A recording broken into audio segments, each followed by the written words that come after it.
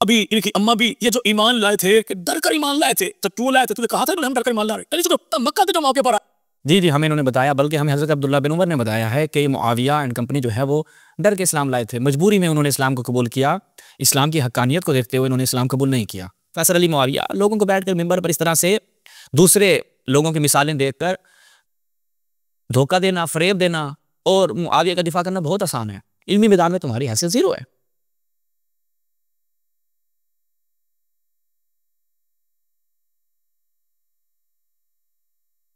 اعوذ باللہ من الشیطان الرجیم، بسم اللہ الرحمن الرحیم۔ تمام ناظرین کی خدمت میں السلام علیکم ورحمۃ اللہ۔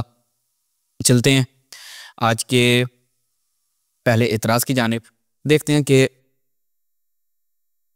مولوی صاحب جو ہیں وہ کیا بیان کر رہے ہیں۔ سب سے پہلے ان کا کلپ ملاحظہ فرمائیں، انشاءاللہ پھر اس کے اوپر جواب عرض کریں گے۔ یہ معاویہ کے ایک بڑے تگڑے فین ہیں۔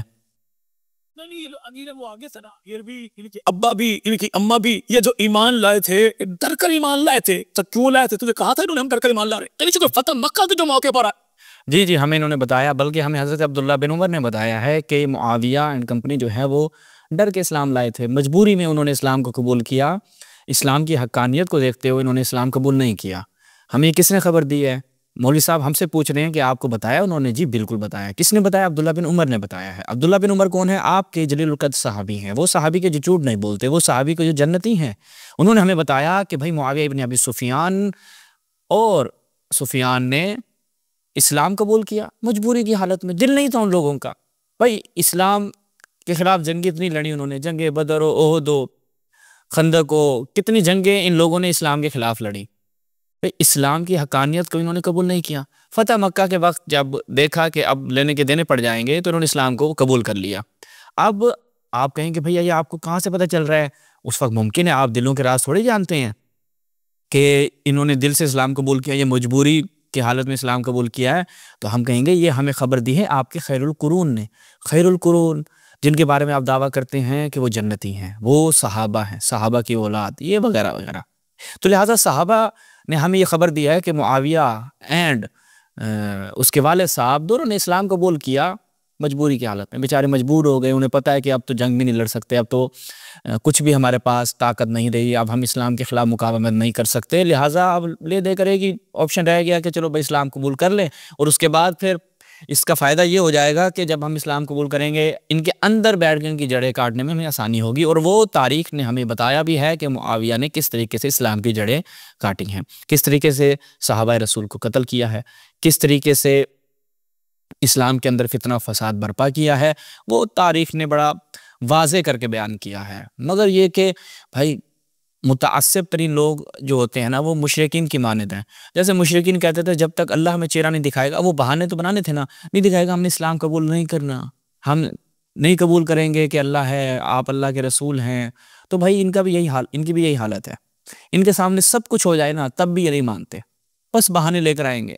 تو بنو امیہ اور اس کے ٹکڑوں پہ پلنے والے افراد جنہوں نے طول تاریخ میں بھی انہی کے گیت گائے، اور اب ہو سکتا ہے کہ حق ہو باطل نہ ہو، نہیں، جب اس زمانے میں حق اور باطل تھے، آج بھی یہ دونوں سلسلے چلتے آ رہے ہیں۔ آج بھی دیکھیں آپ کو بنو امیہ کے طرفدار ملیں گے، بنو امیہ کی تقدیس کرنے والے ملیں گے، معاویہ کو مقدس بنا کر پیش کرنے والے ملیں گے، آج بھی ایسے افراد ہیں۔ اس پہ ہمیں تعجب بھی نہیں کرنا چاہیے۔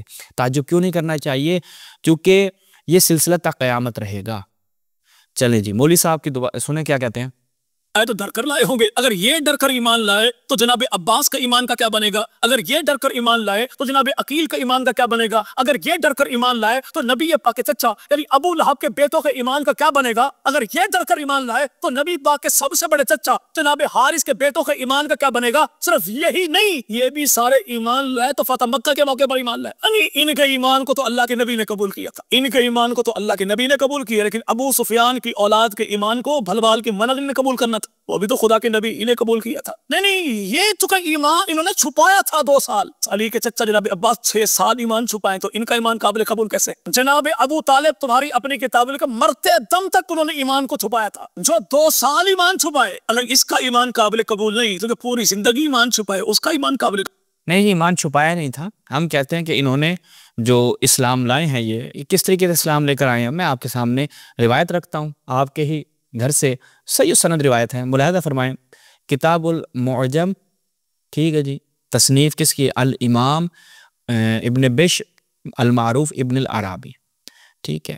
یہ عبد المحسن بن ابراہیم بن احمد الحسینی کی تحقیق و تخریج، اور اس کی پہلی جلد ہے، دار ابن جوزی کی چاپ ہے. روایت نمبر ملاحظہ فرمائیں 1640.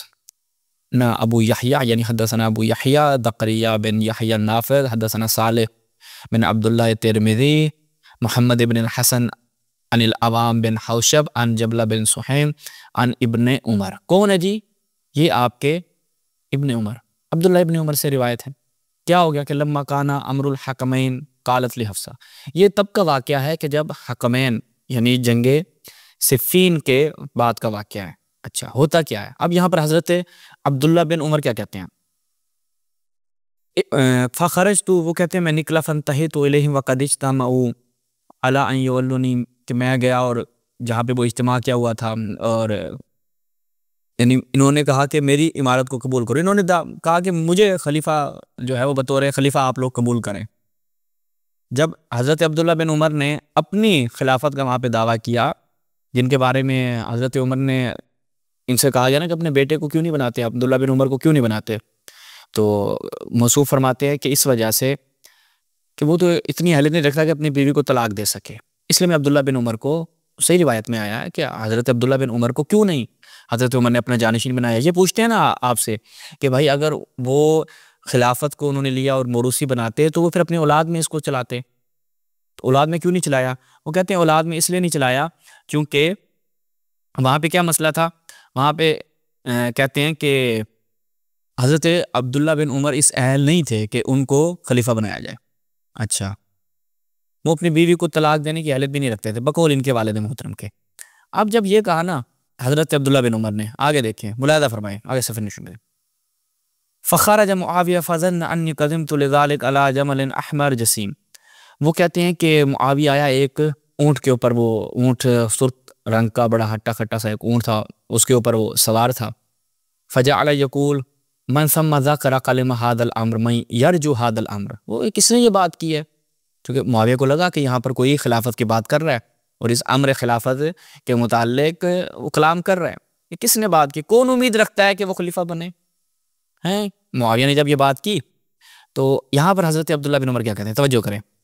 فَأَرَدْتُ، میں نے ارادہ کیا، اقول میں کہوں، من ضربک واباک علی الاسلام، جس نے تیرے باپ اور تجھ پر اور تیرے باپ پر اسلام کے لیے ضرب چلائی، حتی ادخلکما فیہا کرہن، تیرے باپ اور تیرے اوپر ضرب چلائی یعنی تیرے اور تیرے باپ کے اوپر تلوار رکھی، جنگ کی، جب نوبت یہاں تک آن پہنچی، حتی ادخلکما فیہ، جب یہاں تک کہ تم دونوں اسلام میں داخل ہو گئے، کرہن. کیسے؟ یہ ہم نے آپ کے لیے نیچے اس کو وہ بھی کیا ہے، کراہت رکھتے تھے تم لوگ. عبداللہ بن عمر نے کہا میں نے ارادہ کیا یہ میں کہوں کہ تو جو پوچھ رہا ہے نا کس نے یہ بات کی ہے کہ جناب وہ اس امر کا حقدار ہے، خلافت بولے گا، کس نے یہ بات کی ہے؟ تو حضرت عبداللہ بن عمر کہتے ہیں کہ میں نے کہا کہ میں یہ بات کروں کہ اس نے کہ جس نے تیرے باپ اور تیرے گردن پہ تلوار رکھی تاکہ تم اسلام میں داخل ہو جاؤ، اور اسلام تم نے کس حالت میں قبول کیا؟ کرہن، یعنی کیا مطلب ہے؟ مجبوری کی حالت میں. کراہت رکھتے تو تم اسلام قبول کرو، تلوار آئی فوراً تم لوگوں نے اسلام قبول کر لیا. تو یہ پروفیسر علی معاویہ لوگوں کو بیٹھ کر ممبر پر اس طرح سے دوسرے لوگوں کی مثالیں دیکھ کر دھوکہ دینا، فریب دینا اور معاویہ کا دفاع کرنا بہت آسان ہے. علمی میدان میں تمہاری حیثیت زیرو ہے. ثم، پھر وہ کہتے ہیں ثم ذکرت الجنہ ونعیمہا فانصرفت عنہا، کہتے ہیں کہ اس کے بعد مجھے یہ بات، میں نے ارادہ کیا ہوتا سفیر نشان بدید، ثم ذکرت الجنہ ونعیمہا فانصرفت عنہ، میں نے کیا کیا؟ ارادہ کیا، سفیر نشان بدید، مجھے جنت اور اس کی نعمتیں یاد آ گئی. ٹھیک ہے، مجھے جنت اور اس کی نعمتیں یاد آ گئیں، فانصرفت عنہ، پھر میں نے یہ کہنے سے جو ہے نا روگردان ہو گیا، میں نے یہ بات نہیں کی ورنہ میں نے یہ بات کرنی تھی. حضرت عبداللہ بن عمر کہتے ہیں روایت کی سند بالکل صحیح ہے. میں ایک ایک راوی آپ کی خدمت میں بیان کرتا ہوں تاکہ آپ کو روایت کا معلوم ہو. یہ پہلا راوی اس کا جناب تاریخ زکریا بن یحییٰ بن عبد الملک بن مروان، تاریخ مدینۃ السلام کتاب ہے. اچھا جی، اس کی خطیب بغدادی کی. یہاں پر اس کے بارے میں کیا کہتے ہیں؟ وَكَانَ أَحْدُ الْعُبَّادِ الْمُجْتَهِدِينَ وَمِنْ أَثْبَاتِ الْمُحَدِّثِينَ وَذَكَرَهُ دَارَقُطْنِي فَقَالَ ثِقَةٌ فَاضِلٌ. پہلا راوی اس کا ثقہ ہے. ٹھیک ہے، دوسرے راوی کی طرف چلتے ہیں. اچھا، اصل روایت میں ہم دیکھ لیں. دوسرا راوی زکریا بن یحییٰ ناقد ہے، دوسرا صالح بن عبداللہ ترمذی دوسرا راوی ہے اس کا. صالح بن عبداللہ ترمذی، یہ صالح بن عبداللہ ترمذی یہاں پہ تقریب التہذیب میں جب ہم جاتے ہیں تو یہاں پر ملاحظہ فرمائے ابن حجر اسقلانی، یہ ہمارے ایک پاکستانی کی تحقیق اس کے ساتھ ہے. صالح بن عبداللہ بن ذکوان الباہلی ابو عبداللہ ترمذی ثقہ. ٹھیک ہے، یہ بھی کیا ہے؟ ثقہ راوی ہے. اچھا، اس کے بعد اسی کو تاریخ الاسلام کس کی؟ شمس الدین ذہبی کی. صالح بن عبداللہ بن ذکوان ابو عبداللہ ترمذی الباہلی الحافظ کان ثقہ صدوقا صاحب حدیث، ابو حاتم نے کہا صدوق. ٹھیک ہے جی، تو یہ راوی کیا ہے؟ ثقہ ہے. دوسرا راوی بھی کیا ہو گیا؟ ثقہ. تیسرا راوی ہم دیکھتے ہیں اصل روایت میں کون تھا. یہاں پہ ہمیں تیسرا راوی دیکھنے کو ملتا ہے محمد ابن الحسن. ٹھیک ہے جی، اس کو بھی ہم دیکھ لیتے ہیں یہ کون ہے. محمد ابن الحسن، یہ محمد ابن الحسن ملاحظہ فرمائیں. محمد ابن الحسن یہ بھی اصلہ شامی، اچھا ہے بھی شامی راوی. ٹھیک ہے، معاویہ کے حوالے سے یہ روایت، اور یہ کیا ہے؟ ابن حجر نے کیا کہا اس کو؟ ثقہ کا ہے. اچھا، اس کے بعد یہ کیونکہ عوام بن حوشب اس کے بعد والا راوی ہے، تو یہاں پر ہم نے یہ کہ محمد ابن الحسن یہ عوام بن حوشب سے روایت کر رہا ہے. وثقہ ابن معین نے اس کو ثقہ قرار دیا، ابن حجر نے بھی کیا اس کو ثقہ قرار دیا.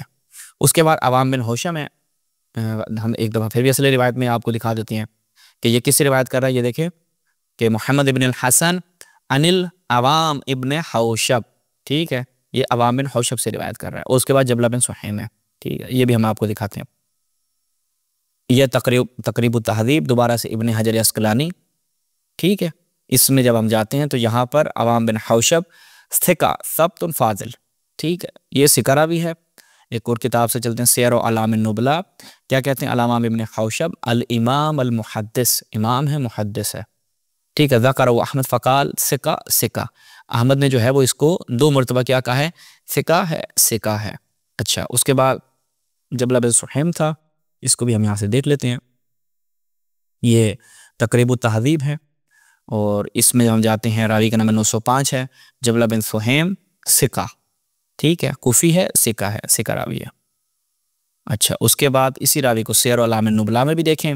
سیر و اعلام النبلاء شمس الدین ذہبی، اس کی 5ویں جلد ہے، شعیب النوت کی تحقیق کے ساتھ ہے. جبلہ بن سہیم من ثقات التابعین. ٹھیک ہے، یحییٰ قطان ابن معین نے اس کی توثیق کی ہے، اور شعبہ اور سفیان جو ہے اس نے بھی اس کی کیا کی ہے؟ توثیق کی ہے. تو یہ بھی کیا ہے؟ ثقہ ہے. اچھا، اس کے بعد جبلہ بن سہیم کس سے روایت کر رہے تھے؟ ابن عمر سے. تو لہٰذا اس کے بعد کسی قسم کی کوئی توثیق کی ضرورت نہیں ہے. تو روایت جو ہے وہ صحیح ہے، جس سے یہ معلوم ہوتا ہے کہ معاویہ ابن ابی سفیان ڈر کر، خوف کر، کراہت کی حالت میں اسلام لے کر آیا تھا. اسی پہ ہم آپ سے اجازت چاہتے ہیں. والسلام علیکم ورحمۃ اللہ.